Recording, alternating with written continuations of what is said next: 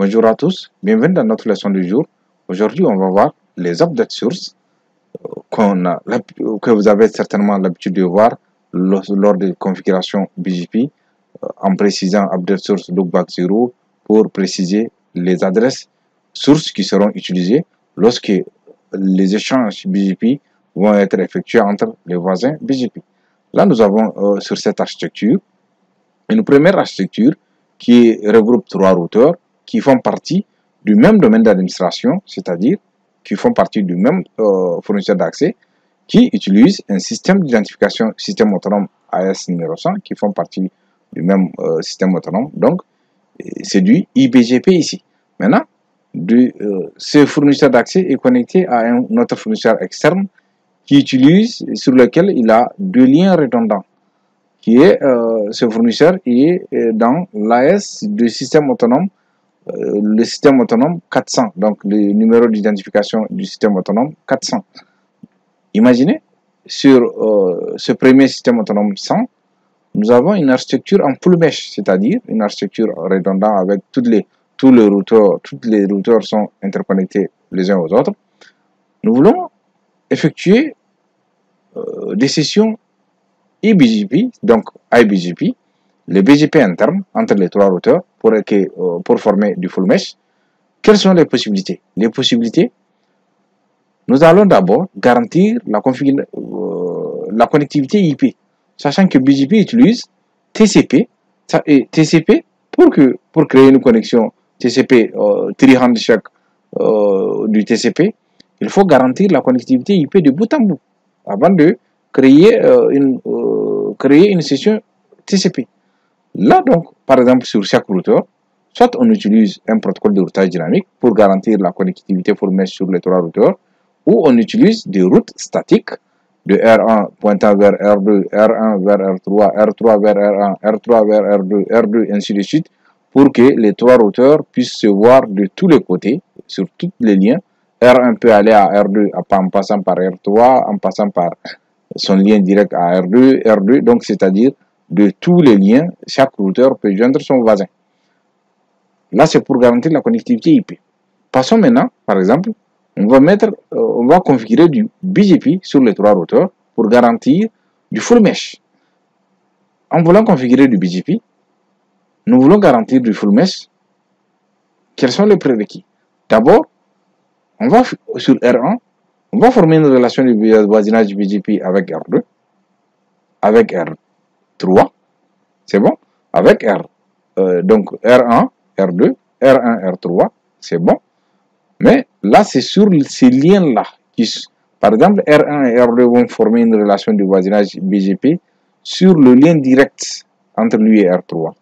Entre lui et R2 aussi, c'est sur le lien direct. Maintenant, comment on doit former aussi une deuxième relation de voisinage R1 et R2 sur l'adresse IP de cette interface. Donc, sur le routeur, vers R2, nous allons avoir 2 relations de voisinage sur les 2 interfaces. Vers R3 aussi, nous allons avoir 2 relations de voisinage vers ces 2 interfaces. R3 aura la même chose. Chacun aura 2 relations de voisinage vers chaque routeur. Imaginez 2 vers ici, 2 vers ici. Déjà, lui, il a 4. Lui aussi, il aura 4. Lui aussi, il aura 4. Donc, 4 fois 3, 4 fois 3, 12. Il y aura une session BGP, 12 sessions BGP qui vont se créer sur cette architecture full mesh. Ça, c'est une première vue. Donc, nous, pour solutionner cela, on va configurer une interface de loopback sur chacun de ces routeurs.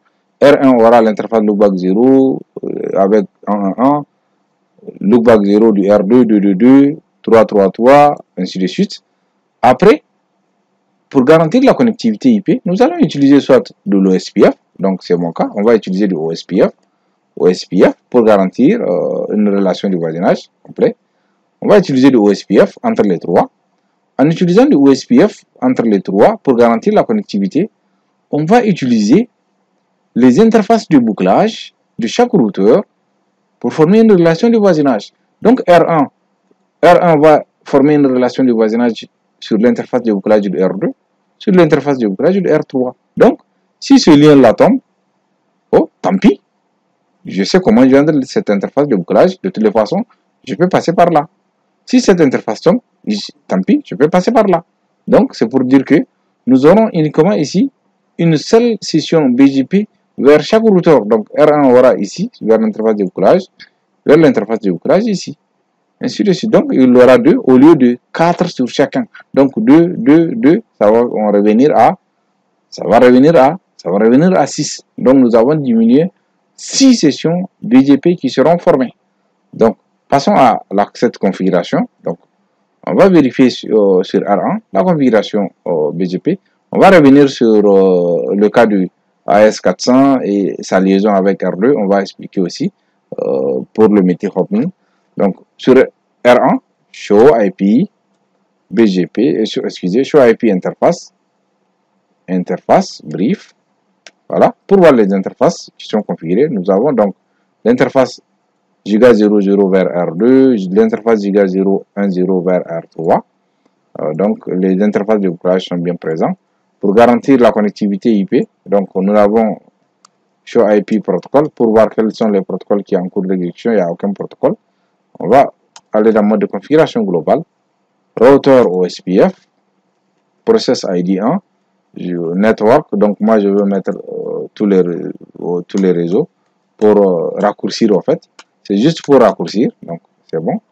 Exit. Ok. Voilà. Je reviens, je vais sur R2. R2, je vais faire la même chose. Show IP interface brief. Voilà, nous avons R2. Regardez, R2, il a l'interface vers R1 vers R3. Maintenant, les deux là, c'est vers R4 qui sont dans l'autre domaine d'administration. Donc, on va essayer de les allumer parce qu'ils sont éteints ici. Donc, configure terminal. On va allumer les interfaces. Conf terminal. Interface JIC. D'abord, JIC 1.0. No shutdown. Interface JIC 2.0. No shutdown. Interface JIC 3.0, no shutdown. Aussi, donc, c'est JIC 0.1.0, 2.0, ce sont eux qui sont éteints, donc c'est bon. Là, on va quitter. Maintenant, pour faire de l'OSPF, je vais faire router, donc OSPF, process ID 1, network. Donc ici, pour ne pas prendre en compte le réseau entre le système autonome 100 R2 et R4, qui est système autonome 400, je vais filtrer, donc 10, 1, entre R2 et R0, area, excusez, le wildcard mask, area 0, c'est ça, donc area 0, l'autre qui est entre lui et R3, ok, c'est entre lui et R3, c'est 23, je vois. Maintenant, son interface de bouclage, donc 222, area 0, network, donc son interface de bouclage numéro 1, 2.2, on peut l'annoncer ou tout comme on peut ne pas l'annoncer, c'est pas grave. Nous, on va les laisser, on annonce, ok. Comme on a commencé, on doit finir, voilà. Maintenant, on peut faire show IP routes, OSPF. Voilà, nous avons l'interface de bouclage du R1. Ça nous reste donc R3, show IP interface brief. Voilà, R3 aussi, nous avons l'interface 1.0 qui pointe vers R1, vers R3. Ils sont tous en hop, les interfaces de bouclage aussi. Donc, configure terminal. Router OSPF, process ID 1, network 000, donc pour raccourcir, area 0, voilà. Là, il va former une relation de voisinage avec R1 et R2, voilà. Nous avons une relation de voisinage avec R2. Voilà, nous avons une relation de voisinage avec R1. Donc, on peut vérifier show IP routes OSPF. Regardez, pour l'interface du bouclage, donc Voilà, l'interface de couplage du R1, l'interface de couplage du R2. Donc, si on va sur R1, ça va être la même chose. Il va avoir l'interface de couplage du R2 et du R3. Sur R2 aussi, il va avoir l'interface de couplage du R1 et puis du R3. Donc, là, nous avons garanti la connectivité IP entre les trois routeurs en utilisant un protocole de routage dynamique OSPF. Nous allons passer à la configuration du BGP. On revient sur R1. La configuration du BGP, nous allons, au lieu de là, si c'est pour la première méthode, par exemple, configure terminal, la première méthode, on peut avoir 4 sessions ici. Les 4 sessions, 2 qui vont pointer vers R2, 2 qui vont pointer vers R3 sur les deux interfaces, c'est-à-dire les adresses IP physiques de ces interfaces. Donc, nous, c'est pour solutionner cela. On va utiliser les adresses sources. Les adresses sources, c'est-à-dire l'adresse de l'interface qui sera utilisée dans le cadre de l'établissement de sessions BGP. Ça sera l'interface de bouclage. Donc, pour rendre les sessions uniques. Donc, routeur BGP, système autonome numéro 100, neighbor d'abord, neighbor, donc 222, c'est-à-dire remote AS, donc c'est R2, remote AS 100. Ok, maintenant je rappelle encore remote AS, update source loopback 0. Ça c'est pour dire que sur moi-même, par exemple R1, il va utiliser comme adresse IP source lorsqu'il va envoyer des paquets TCP vers R2, il n'a qu'à utiliser l'adresse 111 comme l'adresse IP source. Voilà, à destination de l'adresse loopback 222. Entrée. Je vais faire la même chose pour R3. Ok, R3, 3. Voilà, l'interface loopback update source loopback 0. Je vais annoncer les réseaux, par exemple le réseau de son interface 192.168 1.0 masque 255.0. Voilà. Là donc je finis avec R1. Je peux faire show IP, show BGP,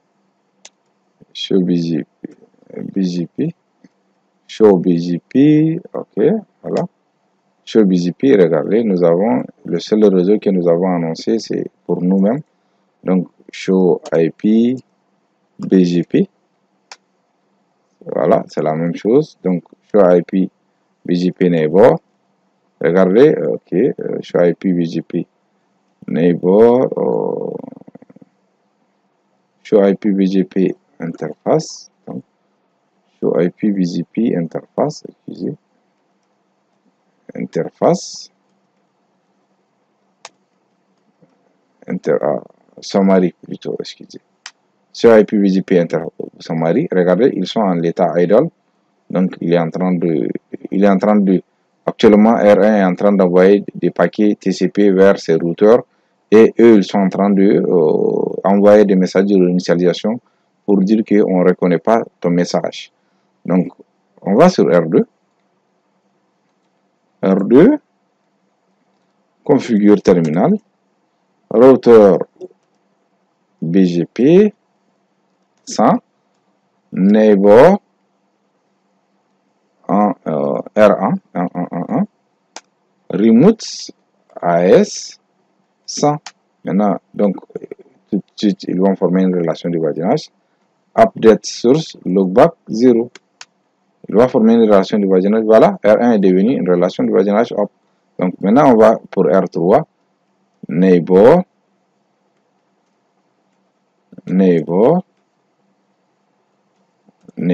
333 remote AS 100. Donc look update source loopback 0. Voilà, R3 aussi R2 va essayer de former une relation de voisinage avec R3 à condition qu'on finisse la configuration du R3. Donc, on revient sur R3. OK, voilà, configure terminal, routeur OSPF, routeur BGP, 100, neighbor, excusez, sur R2, je vais annoncer le réseau de son interface de bouclage, 192, 2.0, masque, 255, 255.0. Voilà, donc je quitte. Là, donc neighbor, R1, vers R1, remote, AS, 100, update source, lookback 0. Voilà. Là, il a formé la relation du voisinage avec R1. Donc, je vais faire la même chose pour R2, remote, AS, 100, OK, update source, lookback 0. Voilà. Là, nous avons une relation du voisinage avec R2. Donc, là, si on fait sur R1, R3, show IP, BGP, summary, voilà. Nous avons deux relations de voisinage. Chacun, il a annoncé une mise à jour de réseau, donc une mise à jour de réseau, c'est-à-dire les réseaux que nous avions annoncés. Par contre, R1, R3, je reviens sur R1, je vais rappeler. Regardez, R2 a annoncé un préfixe 1, qui est son interface de bouclage 192.168, 2.0. R3 n'a pas annoncé. Par exemple, tout de suite, je vais annoncer cela. Network 192.168, 3.0, masque 255.0. Il y aura automatiquement un paquet de mise à jour. Voilà, regardez. Donc, c'est bien reçu. On peut voir la table BGP, show IP BGP. Voilà, sur la table BGP, nous avons l'interface, ça c'est sur lui-même. Donc, c'est pourquoi le next hop c'est 0. Donc, c'est sur lui-même. Le weight, le poids, c'est pour le poids maximum. Il a été défini sur maximum pour qu'il ne soit pas pris en compte. Maintenant, l'interface de bouclage du R2, on va faire un ping 192.168, 2.2. Voilà, sur R3, 3.3. OK. Maintenant, on peut, par exemple, show IP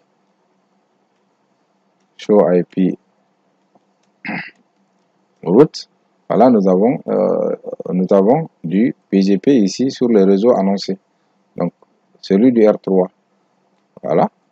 Là, nous venons de voir, regarde, sur chaque routeur, nous venons de voir la solution pour ne pas former plusieurs relations de voisinage dans une architecture en full mesh sur le cas de cette architecture.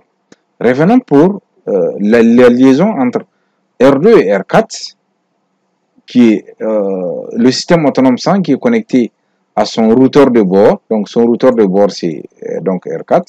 Son routeur de bord qui est R4, qui est connecté à un autre système autonome 400. Ils ont des liens redondants. Sur ces liens redondants, imaginez, je vais former une relation de voisinage sur cette interface 1.0, sur cette interface 2.0. Quelle est la solution selon vous? La solution, c'est d'utiliser du loopback update, du loopback 0. Donc, R4 va utiliser l'interface de bouclage de R2 pour former une relation de voisinage BGP. R2 va utiliser l'interface de bouclage de R4 pour former la relation de voisinage BGP.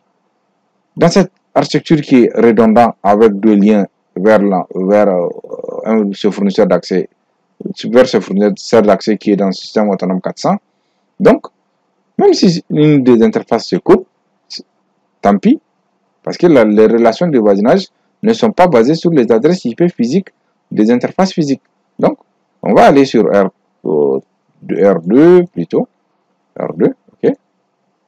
R2, configure terminal. Mais avant tout, n'oubliez pas, il faut garantir la connectivité IP entre l'interface de bouclage du R2, 222 et l'interface de bouclage du R4. Donc, pour le faire, moi, je vais utiliser une route statique, deux routes statiques vers les mêmes interfaces. Donc, IP route 4.4, IP route 4.4.4 pour aller à réseau 4.4.4 avec masque 255, 255, 255. Il faut utiliser, donc, je vais dire d'utiliser 24.4. Voilà. Donc, pour la deuxième aussi, je vais dire d'utiliser 2.4. Voilà. Les deux liens. OK. Là, c'est bon. Deux routes statiques. Pour R4 aussi. Voilà. Je vais revenir pour R4. OK. R4 aussi, je vais faire la même chose. Configure terminal. IP routes. IP routes 2.2.2. Masque de 32 bits. C'est pour matcher uniquement l'interface de bouclage avec cette adresse. C'est pour ne pas matcher l'adresse de la classe réseau. Donc, je vais faire, il faut passer par 10.1.24.2. Voilà. La deuxième, c'est .2. Voilà, normalement. Donc, c'est bon. Je peux faire do show IP routes 2.2.2.2. Voilà, regardez, je peux aller à ce réseau de 32 bits via une distance métrique, donc via une route principale qui est 2.1, la première. Alors, je peux afficher la table de routage. OK, show IP route. La route statique, voilà, regardez, nous avons la route statique vers le réseau. On dirait qu'il y a une interface qui n'est pas up. Show IP interface brief, il y a une interface qui n'est pas interface brief. Il y a une interface qui n'est pas brief. Show IP interface brief. OK, voilà. Il y a l'interface 2.4 qui n'est pas up. C'est pourquoi nous avons obtenu, nous voyons une seule ligne qui est de passer celle de l'interface d'en haut. On configure terminal. Interface ZIC 2.0. No shutdown. Donc là, maintenant, je peux revenir. Do show IP routes. Voilà, voilà. Pour aller au 2222, je vais aller directement, je dois passer par les deux interfaces. Ici aussi, je peux faire do show IP routes. Voilà, pour aller au 444, j'ai deux voies. Je peux passer par haut, je vais passer par bas. Donc, je vais dans mon processus BGP, router BGP 100, neighbor, le neighbor, donc je vais dire neighbor 444, remote AS 400. Maintenant, je rappelle la même chose, je supprime le remote AS, je vais dire, il faut utiliser mon interface de bouclage 0 comme adresse IP source. Donc, je reviens sur R4 aussi, configure terminal, router BGP 400, neighbor 2222, remote AS 100. Donc, je rappelle, update source lookback 0. Voilà, automatiquement. Regardez. Regardez, qu'est-ce qui se passe? On n'a pas une relation de voisinage. Pourquoi? J'espère que vous l'avez deviné. BGP, lorsque nous utilisons des interfaces de bouclage, par exemple pour cette architecture qui est en IBGP, il y a une full mesh, que tous les routeurs participent au même domaine de routage BGP, c'est-à-dire utilisant le même système autonome qui font partie d'une même organisation. BGP n'a pas de problème lorsqu'il s'agit de former une relation de voisinage sur les interfaces de bouclage tant qu'il y a une connectivité IP. Maintenant, lorsqu'il s'agit du EBGP, d'un voisin externe, par exemple cette organisation a un système autonome 100, à un autre routeur qui est R4 qui est sur le système autonome 400, qu'est-ce qui se passe sur R? Qu'est-ce qui se passe? BGP considère que tous les messages BGP sortant vers ce système autonome externe, il va mettre le TTL, c'est-à-dire le TTL, il va le mettre en A1, Donc le time to leave de A1, le time to leave est à 1 à un seul saut. Si le message quitte du source de cette interface loopback 222, le message TCP sync pour former le voisinage, il envoie le TCP sync. S'il envoie le TCP sync, qu'est-ce qui se passe? Arrivé au routeur, sur cette interface ou sur cette interface, vu que les deux interfaces sont des giga Ethernet, il va il va faire la répartition de charge. Dès que ça arrive à ce routeur, il va décrémenter. En décrémentant le 1, ça revient à 0. Il va lui renvoyer le message pour dire que ton message n'a pas pu continuer parce que cette interface de bouclage, elle est virtuelle sur R4, mais nous avons utilisé une route statique pour le joindre, n'oubliez pas. C'est comme si nous avons un PC connecté derrière. Donc, c'est encore un autre saut. Il faut encore augmenter la durée de vie. C'est là où le multi-hop qui intervient. Donc, regardez, on va revenir sur R2. On va mettre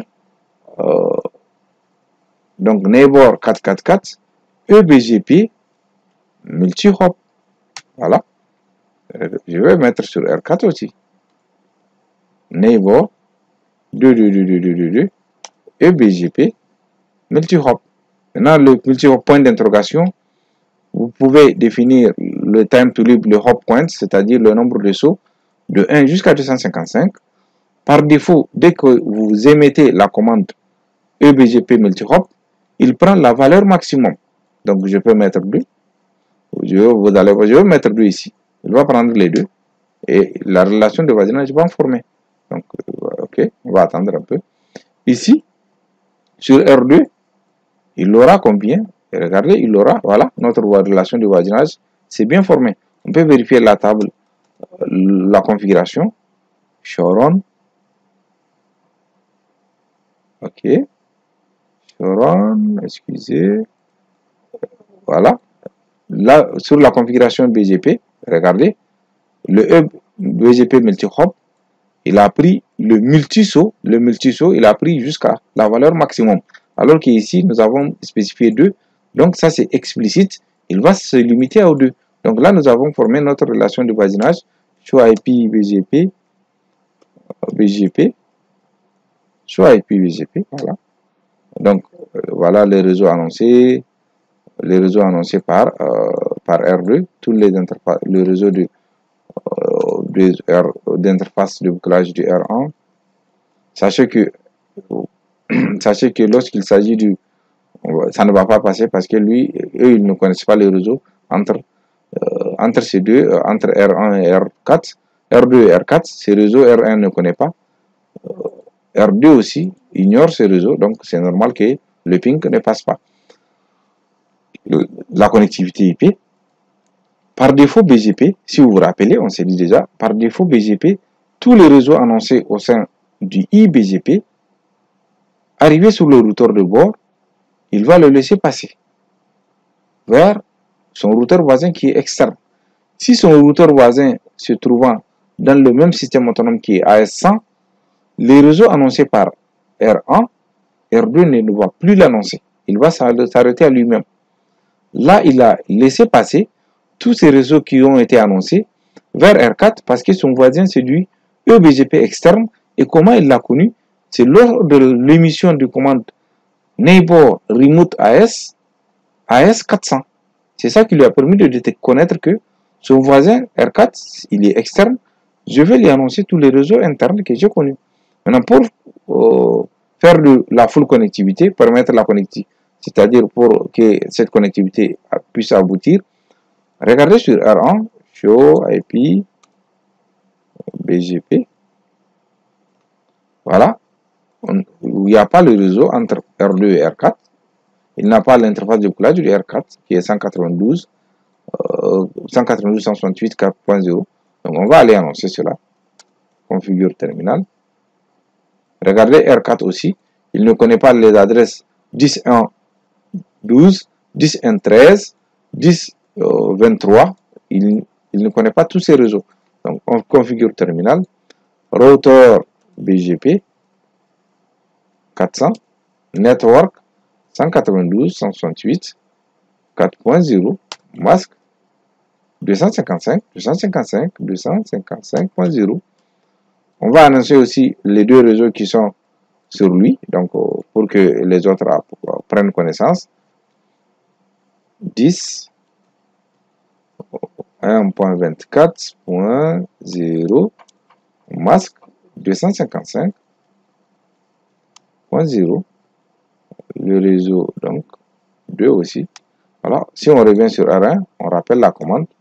Regardez, il y a une mise à jour. Donc, on va rappeler. OK. On va rappeler. La mise à jour n'est pas terminée. Elle n'est pas encore arrivée. OK, c'est pas grave. Voilà, les mises à jour sont venues. Regardez, ces réseaux ont été annoncés. Regardez, R1 considère que son voisin c'est R4, alors que lui il est branché sur R2. J'espère que sur la leçon précédente, vous avez compris la notion du next hop self, qui est R1 va dire R2 va dire à R1, tu considères moi comme ton chemin de sortie. Donc là maintenant on va sur R2, on va annoncer les réseaux internes parce que R4, si on vérifie la table BGP, voilà, excusez, ok. La table BGP, nous ne voyons pas le réseau, entre R1 et R2, R2 et R3, R1 et R1 et R3. Donc pour le faire, je vais annoncer ces réseaux sur R2, 10, 12.0, masque 255.0, l'autre aussi, le 13 aussi, le 23 aussi, voilà. Donc là maintenant, en principe, là voilà, c'est bon. Là je reviens sur R4, sur IPBGP, il y a le réseau 12, sur IPBGP, il y a le réseau 12, je rappelle encore. Ok, on va attendre les mises à jour, les paquets de mise à jour. Ok, les paquets de mise à jour. Les paquets de mise à jour, encore. Voilà, les paquets de mise à jour arrivent, voilà, ici.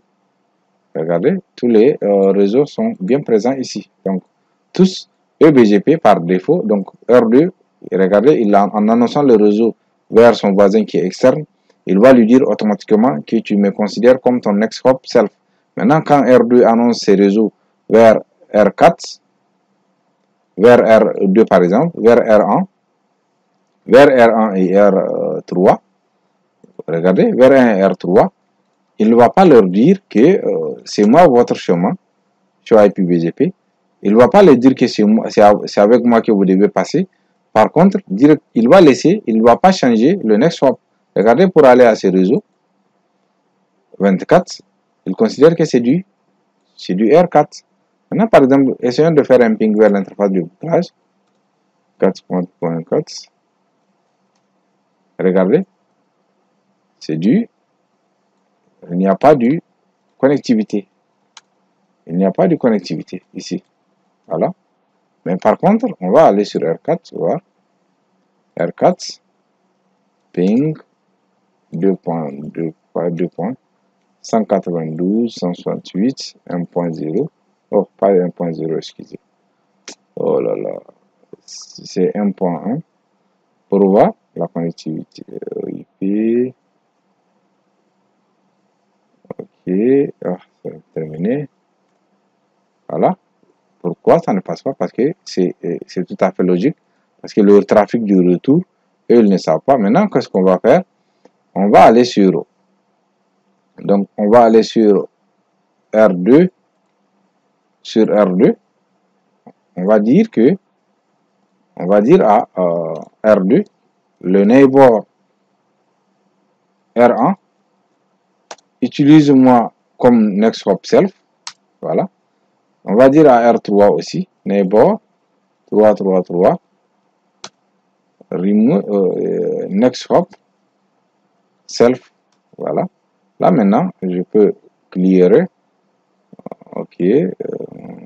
je peux revenir sur R, je peux aller sur R3 ou bien R2, je peux faire un clear IP BGP pour réapprendre tous les réseaux. Voilà, c'est-à-dire le premier voisinage. Ok, je reviens sur R3, show IP BGP. Okay,